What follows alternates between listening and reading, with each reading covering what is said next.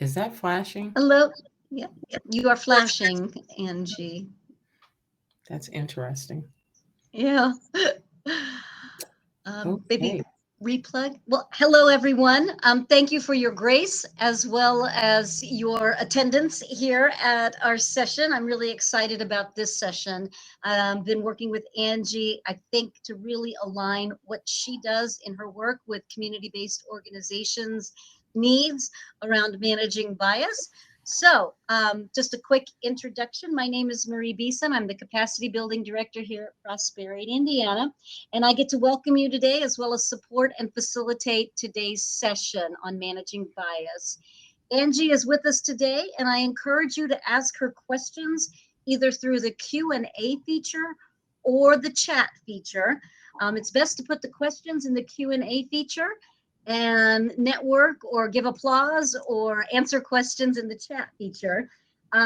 So we do have both. And I encourage you to make this as interactive as possible as we move through the session today. Couple things. The session is being recorded, and will post both the recording and materials on our website. So please look for those in a future email as well as on the PI website. And our speaker bio is in the program book. So since the sessions are relatively short, I want to go ahead and turn it over to Angie, who will provide some excellent information on how we can manage bias. Angie? Thank you. Thank you so much. First of all, let me thank Prosperity Indiana for having me here today for the summit. Again, Angie Nelson Deitch, and I'm the owner of Diversity Square Consulting and also an elected official here in Northern Indiana. So I look forward to presenting some strategies to you on how to manage bias. One of the things I would like to start with is just a little bit of interactive talking back and forth. We'll be using the chat feature so that we can hear from you. Typically, we do several activities, but I know we do not have that opportunity to do that today. Also, let me apologize if we have any issues. It is super windy up here. We're getting prepared for a storm here in Northwest Indiana. So that may be a part of the instability of my presentation. So let's start with test your knowledge and get to know a little bit about some of you and what you believe about unconscious bias. In the chat, if you would, let's talk about the first question. I would like to hear from you. You know, unconscious bias, whether this is true or false. Unconscious bias is a hidden preference or disposition for or against something. If you could put true or false in the chat, we can take a look at that real quick. All right, you guys, you all have it. That's easy enough. Yes, that is a true statement. All right, I'm trying to make sure my screens are turning on and off. So as long as you all can see it, I'm good. So yeah, that is true. That statement is true. In common usage, bias has a negative connotation because of association with terms like prejudice and discrimination. But bias isn't just discrimination or prejudice. It's a lot more. Let's go to number 2. Unconscious biases exist in all of us and are necessary to keep us safe. Is that true or false? Place your answer in the screen. True.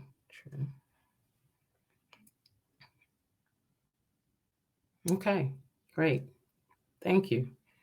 Yeah, unconscious bias, they're automatic responses designed to keep us safe from harm when we're dealing with potentially dangerous situations. So that is a true statement. I won't go number 4 because I don't want to have you all put so much stuff in the chat. But what causes unconscious bias? And really, it's just autopilot for us. It's our intuition. It's the way we've been raised, our cultural values. Those are things that cause unconscious bias. But let's go to number 3. I kind of skipped one. Unconscious bias almost never results in suboptimal outcomes. Is that true or false? Number 3, unconscious bias almost never results in suboptimal outcomes. True or false?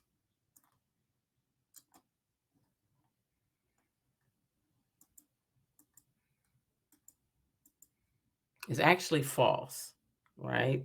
So sometimes our unconscious preferences that function in autopilot can lead us to poor decisions. And when I say that, that's where we allow discrimination for bias to transition to discrimination in our day-to-day interactions. And last, the percentage of information processed unconsciously by the human brain through experience-based rules is, and we have A, less than 20%, B, 50%, C, approximately 75%, or greater than 99%.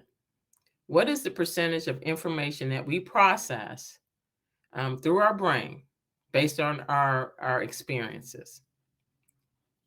75%, 75%. We got a lot of 75%. 75%. You're going to be shocked. It's more than 99%. Thank you, Denise. More than 99%. The brain gets 11 million bits of information every minute, and we can only deal with 40. The remaining 99.999996 of information is processed unconsciously. So I want to make sure that you all understand that unconsciously, over 99% of what we process is unconsciously processed, 99%. So today, thank you for that. Our objectives for today is to understand why bias matters, to recognize sources of unconscious bias, to identify bias in our organizations and in your institutions, and practice some culturally intelligent strategies to disrupt bias.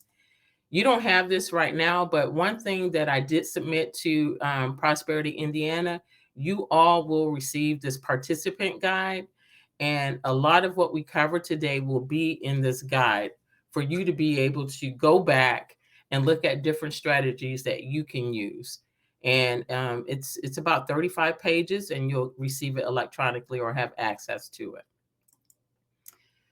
So key takeaways, simply learning about bias is just not enough. It's not sufficient in our day-to-day interactions. We agree with research that it says that unconscious bias training is not sufficient and can even set us back and do more harm than good by perpetuating, different types of biases. So what we try to do with CQ, it's a proven framework based on research to learn how to manage and reduce the effects of bias on your everyday interactions and decision making. So talk a little bit about, what is bias? Explicit bias is attitudes and beliefs we have about a person or group on a conscious level. Unconscious bias is just that. It's subtle and subconscious thoughts that happen to all of us all of the time.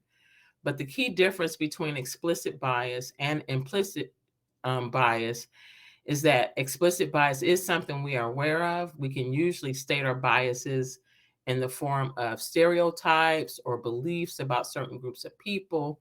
And that conscious bias is just that, something that, we're not aware of.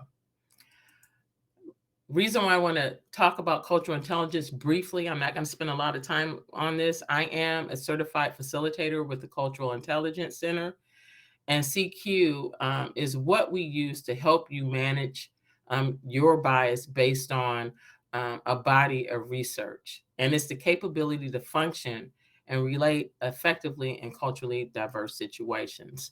And again, we use this in several organizations. It's unique because it goes beyond building sensitivity and awareness. And a lot of trainings that you have, it's really about sensitivity and awareness to what bias is. Here, we try to develop skills for working more effectively with people who are not like you. And it's critical in managing bias. I'm not going to go into the 4 capabilities, But again, this is based on research that we have. The more culturally intelligent you are, the less likely you're going to act upon your unconscious bias. And that's why it's so critical. And all of these things will be in your participant guide that you'll be able to review at a later time. So what are the benefits of managing bias, with cultural intelligence? One of the first things I will say is that creativity and innovation. If everyone is in the room at the table and have all the same exact viewpoints, right? Will you be able to truly innovate? What if people don't feel comfortable sharing their diverse experiences or thinking patterns? If people don't share or are scared to be heard, it really can stunt creativity and innovation. Talent acquisition and retention. Again, hiring requires reaching out to potential candidates. Are you attracting talented employees? Unless we create bias-free recruitment and talent management systems, we lose out on good talent. I was in a previous session and they talked about, smaller organizations not necessarily having the resources to make changes the way they do things. But there are some strategies that can be used by small organizations or big organizations. So we'll talk a little bit about that as well. Multicultural effectiveness. Okay, this is essential today in our diverse client. Is somebody speaking? Okay. We are getting a little feedback, Angie. Also, that I did put the manual in the chat feature. So there is a link Awesome. to, so folks could access that as we go through. So thanks. Sorry for interrupting. Oh, no, thank you. Can you hear me okay now? I can. Okay. Yes. Yeah, I think we're having some Xfinity issues. So my apologies. That's why the wind is howling right now. So I just wanted to make sure. So I will pause every now and again just to make sure that everybody can hear me. Thank you. So multicultural effectiveness. This is essential, in today's diverse climate. How can you achieve, individual goals or, deal with people on your staff if you're not able to deal with people who are different from you or have different cultural backgrounds? So that's super important. And last but not least, we talk about staff and customer loyalty. Why would a customer return if the customer service or product or marketing is biased towards one or more aspects of your own identity? And that is super important in today's world. So CQ drive and bias. So some of the key takeaways we're going to talk about first is, managing bias takes persistence. You have to motivate yourself. This training, coming to this conference, is a part of understanding bias and confronting bias. And so we want to talk about some strategies that you can use. But one thing I really want to share with you is that we all have biases. A lot of times when we say bias, people take it in a negative connotation, believing that you're saying that you're being discriminated against. It is definitely not that. Bias, everybody has it. If you have a brain, it's inevitable. But the key to understanding bias is that you can manage it. You can make intentional choices to manage the way that you act on those biases, or you can even change your behavior. So just to give you a little bit of background about, the thinking, I'm going to refer to Daniel Kahneman, and he won the Nobel Peace Prize for work with Amos Tversky on how intuition works. And his book, Thinking Fast and Slow, I'm an Audible book person, but it's over 10 hours long, but it's a great book. And it talks about, intuitive thinking and rational thinking. And he calls these people, he has system 1 thinking and system 2 thinking. Earlier we talked about how we are automatic 99%, more than 99% of the time. That's system 1. We tend to think that we all operate in system 2. But when you wake up on a day-to-day basis, we are automatic. we act on things based on, how we've done things in the past. It can be activated just in waking up on a day-to-day basis. It's just like driving, and you drive past, all these different places and you never notice them because it's quick, it's fast.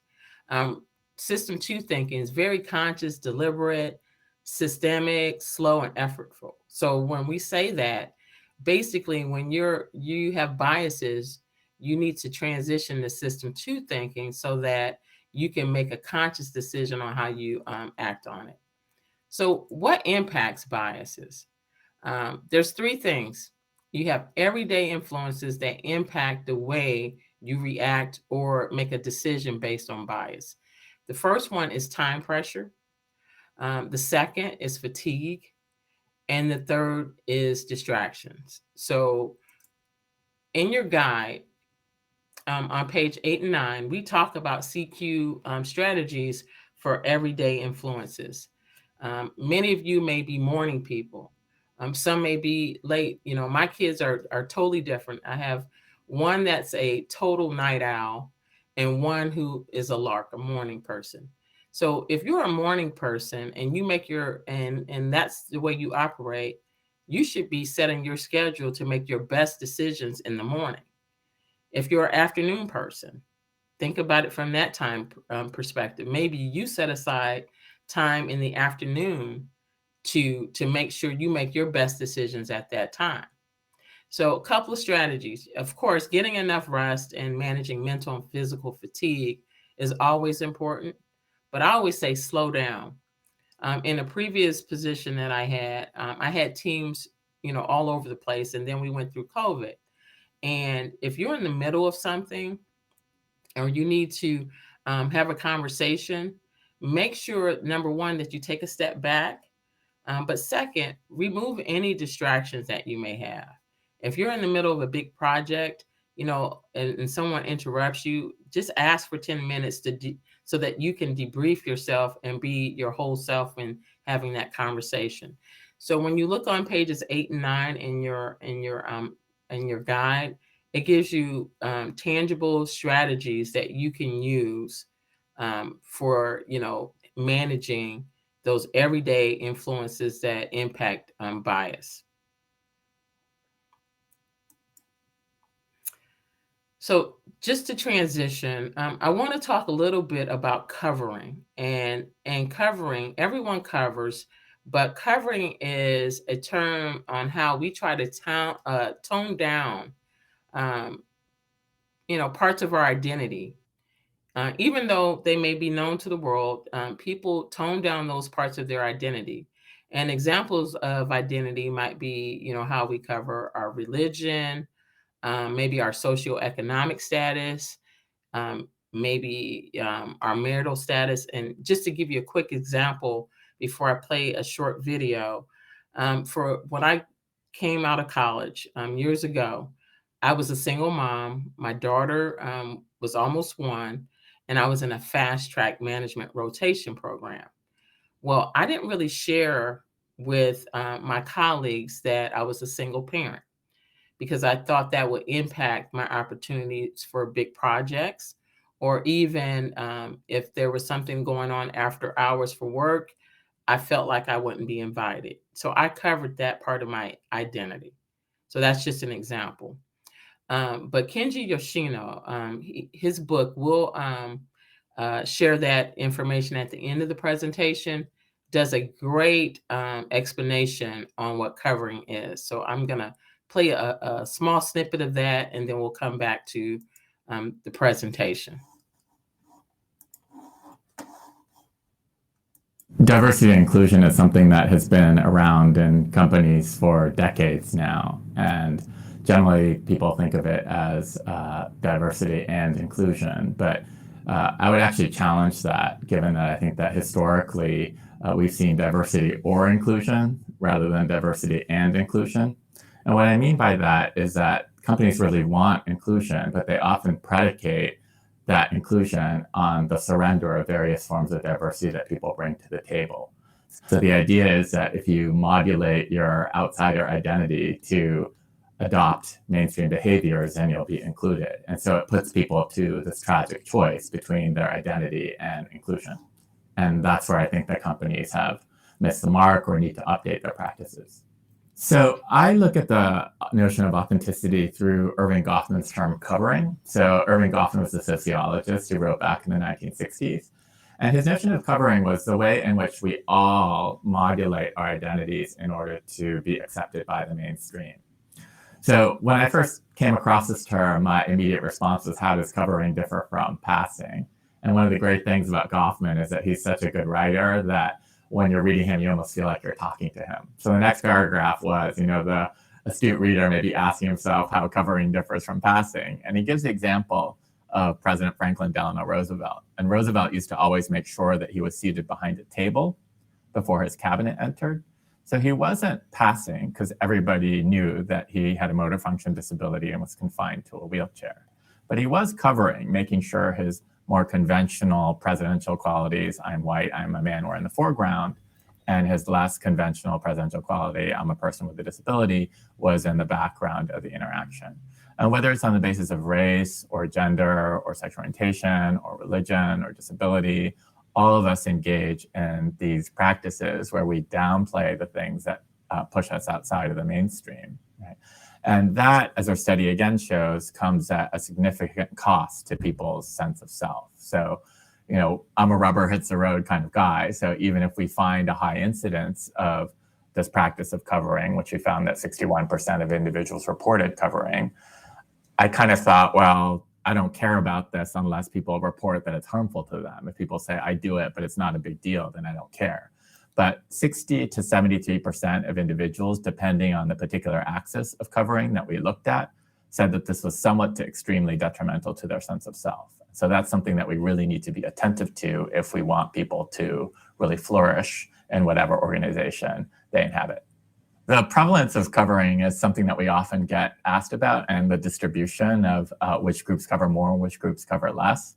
And I have both an intuitive and a counterintuitive answer to that. So the intuitive answer is, groups that are seen as struggling to make it into the mainstream have a much higher reported incidence of covering. So 83% of LGBT respondents in our survey, lesbian, gay, and bisexual respondents in our survey reported covering. 79% of Blacks, both African Americans and non-nationals, right? 66% of women, right? So that array, I think, will strike many listeners as intuitive. But on the other hand, we also found that 45% of straight white men reported covering on at least one of the dimensions that we articulate in our paper. And that was obviously a really interesting statistic to us. And so we dug in more deeply to think about, well, what are the ways in which straight white men, who are traditionally seen as outside of the inclusion paradigm, what are the ways in which they cover? And we discovered everything from I have to cover my religion to I have to cover my political affiliation, I have to cover my veteran status or my working class background, or I have to cover the fact that I have a mental or a physical illness. And so we really ran the gamut. And the reason that that statistic was so important to us is that straight white men are often either lionized or demonized in these conversations. They're either lofted up as the people who are supposed to come riding in to fix everything, or at worst, they're seen as people who are supposed to clean up their own mess, the people who cause the problem. They're demonized. The notion is that diversity and inclusion is something that has been around and All right. So again, Kenji Yoshino, and this is important. And the reason why I say this is important is that whenever we do training, whether it's on, racial disparities or whatever it is, we tend to not step back and talk about our own cultural identities. This is in your guide, but there's always a baseline that you should set in talking about cultural identity before you even start talking about DEI, diversity, equity, and inclusion efforts. So I always try to start with this activity about your own cultural identity and what that means to you at home, but also what it means to you in your workplace. So when you look at your handout, you'll see that there are several different categories, and then there's an other. In those categories, they ask you to describe yourself. For instance, for myself, US, I'm a US citizen. I'm Black, I'm female, 50 plus, married. As I stated before, there were situations where, when I came out of school, I was a single parent. And this activity, and I encourage you to share it with your teams, with your staff. How important are those things to you on a scale of 1 to 10? How safe do you feel, on a scale of 1 to 10? And, for me, at that time, for a sake of an example, I could look at marital family status. I could say that how important that is to me was a 10. My daughter was everything to me. But how safe did I feel that I could express that at work? It was a 5. And this is just a way to set the stage, and having conversations, candid conversations with your teams. So I encourage you to do that. So we're going to take a step back and do a quick poll on, which of these layers of identity do you feel least safe, or do you feel your team may feel less safe expressing at work? And you can just stick it in the chat. Whether, your socioeconomic status, I've been laid off before, your political affiliation, sexual orientation, age, your marital or family status, if you're maybe a caregiver, your educational level, and health status, So in the chat, if you so kindly would just stick that in the chat, and we'll see what we got going on. Are you guys still getting feedback? No, it was related to the video, Angie. Sorry. Okay. All right. We're getting some political affiliation. Yes. Times like today, we have a lot of polarization going on. Socioeconomic, yes. Marital family status. Socioeconomic, health status. All right. Thank you so much. But were you able to hear the majority of it, or was it just delayed? There was an echo that was going on, Angie. So if it is possible to provide that link, I don't know if it was a YouTube link or not to folks, we can add that to the resources for the session. I could hear it, but it was very garbled and I had to work really hard. A couple people were having trouble hearing it to begin with. So I'm so sorry. So I will get that video. But again, thank you all for bearing with me through this. So again, and thank you for sharing. This is great. All right.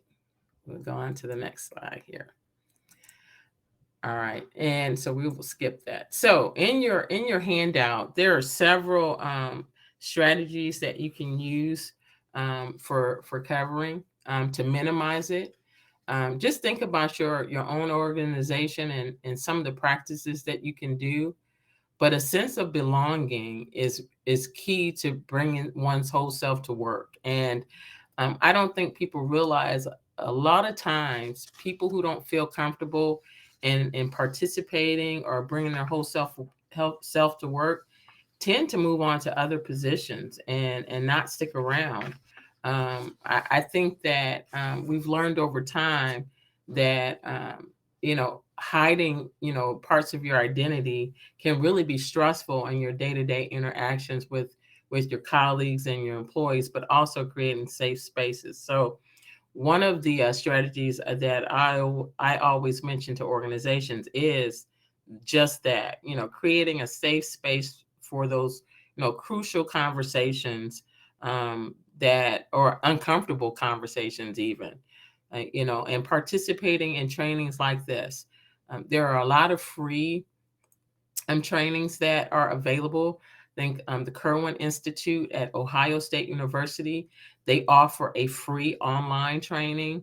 So I try to also share other ways where you can find opportunities for free. And that is, they have a great wealth of information at the Kirwan Institute over at Ohio State. Also, I was in an earlier breakout and they talked about telling stories. I'm a storyteller. So I always try to share stories of things that may have happened to me or have occurred, especially when I'm doing training, to show people that is, bias and covering all those different things happen to all of us. So next, what we'll talk about a little bit, now that we looked at, talked about culture a little bit, your own cultural identity, we really need to talk about, what is bias, some of the stereotypes that we tend to engage in because of our bias, and I'm guilty of it, probably more from an ageism perspective with my kids. I have kids that range in from 21 to 27, and I know I have biases and I have to work hard with it, but again, we have to manage those. So over the next two slides, we're going to talk about first impressions, because first impressions typically are based on bias. So this next slide that I'm going to share with you, I want you to tell me who would make the best first impression for you if I were hiring them for an engineering lead position. So who would make the best first impression? Just unconsciously, you just answer the question in the chat, A, B, C, or D.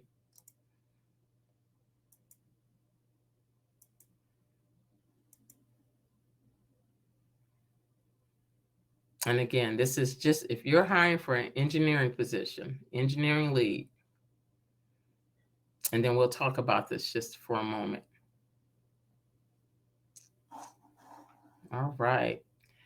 Anyone can share in the chat, but what are your thoughts on A? A, she has her arms folded, professional. B, he has a suit and tie on.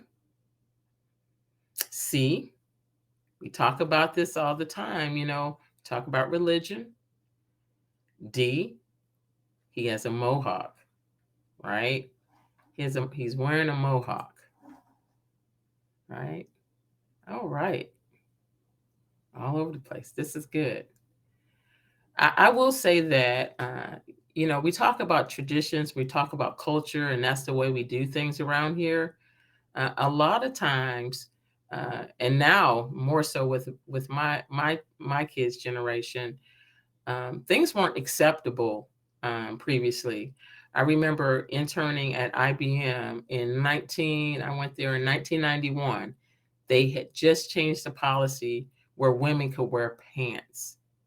And I was at a manufacturing site in North Carolina. And, it does depend. Thank you. It does depend on the firm. But again, it's the way we do things around here, what that cultural, the climate is at that organization. But back in the day, women couldn't wear pants at certain places. I think about tattoos and piercings. You see that more now than ever. It's becoming more accepted. I've seen doctors, nurses with tattoos. And if that had happened 10 years ago, how would have people reacted, right? It just depends. So again, thank you for your feedback for that. Next, let's look at this next group. Let's say we're hiring for chief administrator at a hospital. Who would make the first impression, best impression? You have A with the suit on, B with the suit on, C with the suit on, D not as formal. But who would make the best first impression for you? Okay. And this group here, the last training I did, we spent a lot of time talking about C. And the reason we talked about C, we talked about hair bias. It's becoming more of a thing. And I've experienced it when I had an afro at the airport one time. Someone wanted to touch and go in my hair. Dreadlocks. I wear dreads. But again, we talk about first impressions, and a lot of times it's what's most comfortable to you as an individual. And that's what I want people to understand. When you're looking at first impressions, it's about, your first impression with individuals. And it may be because of your cultural background and what you're comfortable with. And that's what I want people to understand. There's no right or wrong. So when you look in your on page 13, it talks about several different types of biases. Researches, there's a long list. I just mentioned hair bias, right? But most unconscious bias programs focus on a long list, but research demonstrates that knowing the specific biases themselves does not help us manage the activation of it, right? So today, we're going to focus on two very common biases in our relationships in our organizations, affinity bias and confirmation bias, to help you develop some strategies. So it's not just to give you definitions and then memorize it, but to kind of talk a little bit more in depth on it. So the first one is affinity bias. This is probably one of the core biases we have, because it's based on who we trust and who we are. It's who's in the in crowd. We tend to trust people who are like ourselves, whether it's people who go to our church, whether they're part of a political party, socioeconomic. As humans, we are good at forming, ourselves into in groups. We have our families, our favorite sports teams, work groups. But again, it's not always negative. This ability to work together is very powerful, but I'll just say there can be a downside. When you form in groups, it also means some people are left out. And affinity bias happens when we warm up to people like us. So I just wanted to share that. Confirmation bias. Confirmation bias is another influential form of bias. And this is the tendency for us to seek out information that confirms our own pre-existing ideas. It shows up in the workplace all the time. For example, if we get a sense that someone has a background that doesn't value punctuality, when we tend to look for data that, makes that assumption. I could be, on time, 99 point whatever percent of the time, but the one time that I'm late, see, she's always late. And we use that as confirmation bias. So so just be very cognizant on, those two types of biases, because it's important to understand our biases can be visible to other people in the form of microaggressions.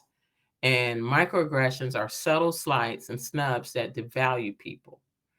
So I do have a video from Purdue University. What I'm going to do is I'm going to put myself on mute, and then I'm going to see if you all are all able to hear it.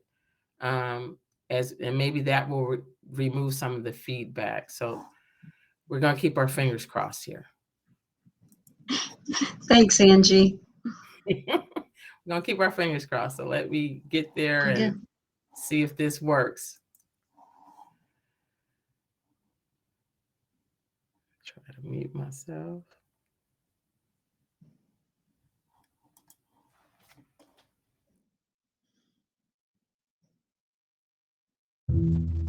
You got a scholarship because you're a minority, right? Where are you from? I mean, where are you really from? You were born in Fort Wayne? You look like one of those terrorists. Did you grow up on a reservation? I bet you're a good dancer. You don't look gay. You have a girlfriend? Were you born that way? Ni hao. I actually don't do that. Ever. Hey, do you know any good Mexican restaurants around here? You like fried chicken, right? So you were in the army. Did you ever kill anybody? Oh, looks like we got white privilege in the room. You have internet where you come from? Is it true you are terrible drivers? Oh my gosh, can I touch your hair? Is this okay? Are you a man or a woman? How'd you learn to speak English so well? Maybe because I was born and raised in Iowa? You're so articulate. Do you know any terrorists? Why are you and your friends so loud? Do you have PTSD? Why do you wear that thing on your head? You have a scholarship for basketball, right? Are you from Ecuador? Is that like a third world country? You can't feel anything below your waist. So how do you? Why do you wear that? Really? You're studying engineering? I bet you are good at math. So, like, what's your deal? I mean, ethnically speaking. What's up? What's up? What's up? Just because I'm black, I don't actually say what's up. Right, it worked. By show of hands, how many of you, has any of those things happened to any of you? Give me a thumbs up or a hands up for anybody that has experienced a microaggression. All right, I see a few hands. So this was actually done by Purdue University students. And again, microaggressions, I want to talk a little bit about those because several of us have experienced many of those. Am I on? Yep, my microphone is on, just making sure. But again, microaggressions are those slight snubs that we deal with on a day-to-day basis. So I wanted to give you a couple more examples. These are a few that have happened to me or I have seen happen. If you look at this first one here, it says, "Ah, is that your little brother?" And here, "Ah, is that your son?" I'm 15 years older than my youngest brother. And that has happened to me. What colleges have you applied to? Will you be the first in your family to graduate high school? What's your major? Are you the first person in your family to go to college? You look at this one. Do you have any kids? How many kids do you have? And this last one, which is quite interesting, what does your husband do? Is the father still in the picture? So these are microaggressions. And microaggressions are those subtle slights and snubs that devalue people. But there's two sides of the story. You know, we talk about microaggressions when we talk about bias, but there are also microaffirmations as well. So those are those intentional acts that occur when we want to show people, you know, that we want them to succeed as well. But again, we send 2,000 to 4,000 micro messages every day. So research shows that typically a 1-minute conversation consists of around 40 to 50 micro messages.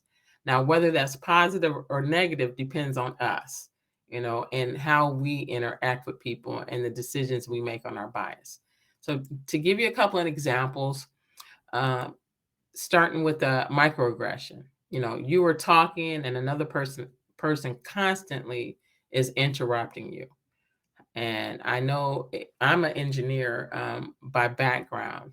And typically as an engineer, sometimes I'm the only African-American or female. And again, you know, sometimes when people constantly interrupt you, you feel like they don't value your opinion or believe in your ability. And that feels like a microaggression. An example of how you can make that an affirmation or someone can step in as an ally. You know, you can say, "Hey, I know you're excited to share your idea, but I don't think Marie finished. Let's hear from Marie what she'd like to hear." It can be Marie, it can be Tom, it could be whoever. But again, that is a way that you can kind of flip that if you're seeing this happen. And then you can, you know, in an activity, we usually do an activity at this time to talk about microaggressions and microaffirmations. So just to hit that point hard, I just wanted to share a couple of things that could show up as microaggressions or microaffirmations. You know, and you can read through these. "You are so articulate. This is a great idea. Thanks for sharing." "You are so articulate" can be one or the other based on how it is said. For instance, "So where did everyone go on holiday?" Maybe everybody doesn't celebrate holiday or can travel. "Does anyone have a disability that prevents participation?" That is really singling someone out. They may have meant well, but that's a microaggression. Please bring your husbands to the client party. That insinuates that everybody's married or is married to their husband, that a female might be married to a man, a female could be married to a woman. So again, these are all microaggressions. Do you have to leave early because of your kids? You know, those are some of the things that I feared coming out of college. So in your guide, there are some strategies for addressing microaggressions and how to offer micro affirmations when seeing some of those things. Again, common workplace microaggressions. You walk into a high-level leadership meeting and someone says to you, "Excuse me, I think you might be in the wrong room." Right? So how do you react to that? And you basically say, "I'm here for the leadership meeting and I believe I'm in the right place." What makes you assume I'm not in the right place? You know, so there's a ways of doing that, and your guide offers some of the most common ones: ignoring a person's idea, interruptions, also referring to a female in an appropriate way. You know, I'm guilty of saying guys all the time. Here, someone may not feel comfortable being called a gal. It sometimes it could feel like it's an inferior, you know, not giving the same respect as you give to other people. So these are a few strategies on addressing microaggressions. Get through a couple of these so that we can get a couple more things in, because our time is running short. I want to talk just a little bit about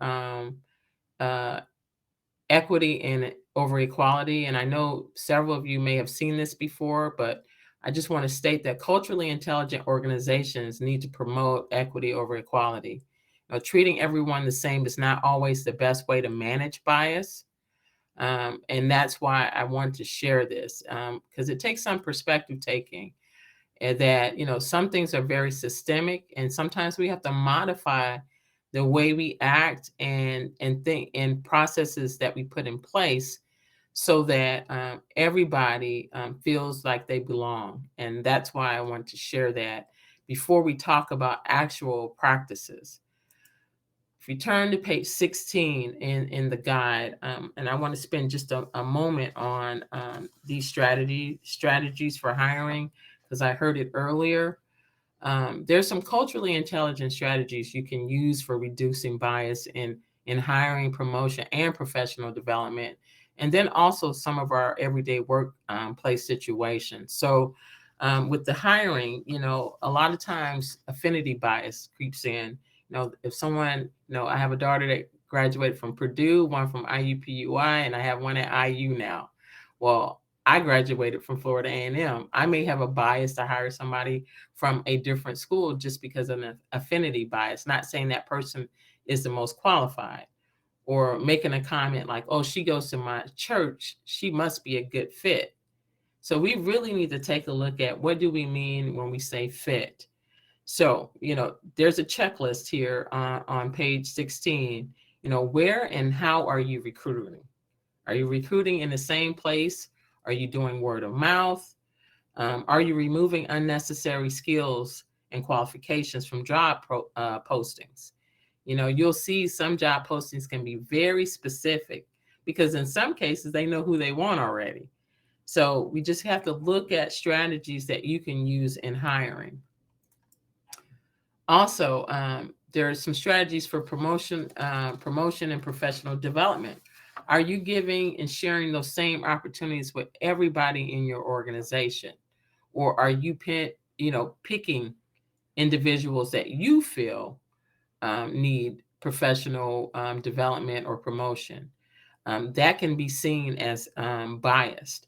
So really the checklist, it talks about, how do you justify, your criteria on, promotions and development? Does everyone have equitable access to professional development? Has bias influenced opportunities that are offered to people in different cultural groups? Another one, Make the professional development process and decision rules explicit to everyone. Is everyone aware of those opportunities? Can everyone realistically participate? So again, these are some strategies that you can take back with you and hopefully use them in your day-to-day interactions. And then our day-to-day interactions. This one is important as well. To what degree do team members understand their similarities and differences? That exercise that we did earlier on cultural values, your cultural identity, is a great icebreaker. And everyone kind of stepping back to understand that you make decisions based on your own cultural background. Do you document decision-making processes? And then do you follow them? Do you change the rules based on the individual? Or are you consistently doing things the same way and it's documented? So those are a few strategies.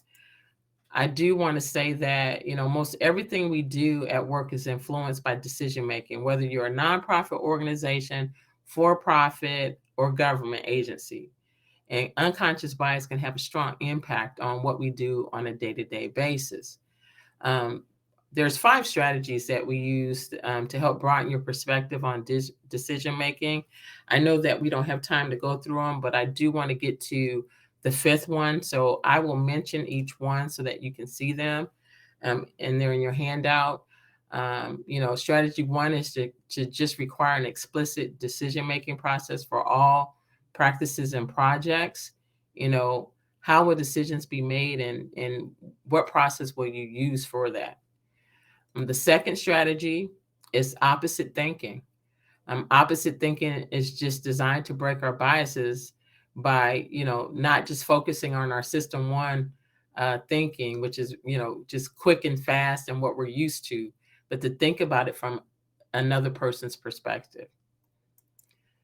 3, list pros and cons, and then seek a third way. This is typically my go-to, is the pros and cons list. I'm a list person. I keep huge Post-it notes on my door. I tend to write a lot and listing pros and cons. That's just the way my brain operates. And then 4, this is one I've never really used, but it is a strategy, and I want to make sure we cover it. And it's using a priority matrix. I usually use my pro and con list to do it, so it's a little bit modified. And this kind of lets you prioritize what's really urgent and important. And then this one is where I want to spend a few minutes. And this is how you minimize bias in meetings, because this is truly where most decisions are made. And I just want to talk about a few of those. One is pay attention to pronouns. Don't assume everyone uses he or she. Use they if they are unclear. Typically, I use names. And if I'm in an environment where I don't know everyone, I ask them how they would like me to address them. Think about rotating who leads meetings so that everybody can feel included. Also, review all work documentation and communication for biased language and assumptions. I don't think we take time enough to do that. Also, ask people how they are at the beginning of a meeting. People just don't realize the impact COVID, especially now, on mental health has on many of us. Many of us went to working from home and having very little interaction with people. But you should give people time to connect with others so that people feel engaged and may be more apt to share, right? So, and then, of course, with COVID, consider having everyone on the same platform. So these are just a few strategies with meetings and how to connect. And then action plan. It's always good to prepare yourself to for any culturally interactions you may have. I had foreign exchange students from Macedonia, China, Vietnam, and South Korea that lived with us for months all through high school. So you have to prepare for those interactions and cultures. And I just want everybody to be real about, setting goals, not having too many, making sure they're measurable. And that is in your guide, but also not to have any excuses when you see bias or microaggressions break out by saying any of those things. It's none of my business. It may come back to me. I want people to like me. Someone else should do it. We all need allies and advocates, particularly for those who are receiving bias. So please, please become an advocate for people who are on the receiving end of bias and microaggressions. And you can do this by applying some of these strategies, encourage others to resist pressures to cover, address microaggressions on behalf of others, and be aware of people who may feel like outsiders. And I'm sorry I'm rushing through these, but I want to make sure if there are any questions that I can get to a couple of them before we leave. And again, thank you for having me here today to present to you some strategies on managing bias. This is my contact information. Reach me by phone or email. My email is Angie@diversity-squared.com. And again, I thank you for having me here today to address you and talk a little bit about strategy. Well, that was great. Thank you so much, Angie. I don't see any questions in the Q&A except one that I wrote. And then I'm looking at the chat right now, and it looks like we don't. But why don't we end with just one quick question? You mentioned on managing, you mentioned on kind of that authentic aspect of questioning, particularly as it comes to covering. So how do you manage the balance between authentically identifying covering and then poking yourself into somebody else's business? And is there a line or some strategy about that you found? Well, I think if you create a culture within your team that people feel like they can share, and that's that storytelling piece. I tend to tell stories. So when I start talking about myself and opening up more about my own stories, it tends to open the floodgates for everybody else to feel comfortable. Saying, for instance, about me being a single parent, or saying, I remember a time when I was laid off and I almost had my utilities cut off. It kind of sets the tone that I've been there before. It's not something bad. We all can work ourselves out of it. And there's always opportunities to share and to receive assistance. It's okay to get help, right? And, I serve on many boards and I tell them all the time, I've been there. A lot of times we look at people differently when they hold titles, not knowing their background. So the storytelling piece is super important on the covering, that as a leader in an organization, even if it's not you, if you know someone that gives you the respect that allows you to tell their story, use it. Use it. I also loved your point about being an advocate. I would add, in my experience, becoming an advocate in the right tone. We can all say the same thing, but the tone that we use, I think you mentioned it in your presentation, is different, and not covering about those. Just a quick story from me is I would walk into my old office and see who I thought was a friend and go, hey. And I didn't know for about 2 months, probably almost a year, that, I should not have been crossing that line. I thought it was purely appropriate, but she never said anything. And I found out in a review later, or in conversations later, how that could be misconstrued. So being able to advocate on your own behalf, on the behalf of others, by saying, not cool, in a positive way, I think is really important. Any comments regarding that before we end? Yeah, just saying sorry if someone is offended. I mean, a lot of times someone will say something or do something, and I should have, I'm going to go back to the book. It's 35 Dumb Things Well-Intended People Say. I love the book. It's a great book because what happens is someone will say something and the person is offended, and they're like, why are you offended? They didn't mean anything by it. Well, now now they're putting me on blast because, and all I say is say sorry. Oh, I'm sorry. I didn't know that offended you. That's it. Don't go into the excuses.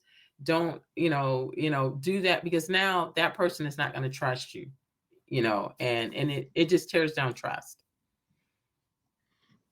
Great. Well, I want to thank you, Angie, so much. We've got some great kudos in the chat feature. I just put in a link to the Survey Monkey for this session. One quick question and any comments you want to add. So if everybody, before we can break for lunch, take less than a minute to fill out that form or that evaluation, just click that link and provide us some feedback for the session. I would greatly appreciate it. I'm sure Andrew would too. Please know that please know that we'll get the guide to you in a better format than the link in the chat. I also included a link to the Kirwan Institute in the chat. So I want to thank everyone for their participation today. I learned a lot, and I hope you all did. And we'll go back to the main room, have your lunch, and we'll see you back for the next round for the awards ceremony coming up. So again, thanks, Angie. Appreciate it. Thank you. Thank you, everybody.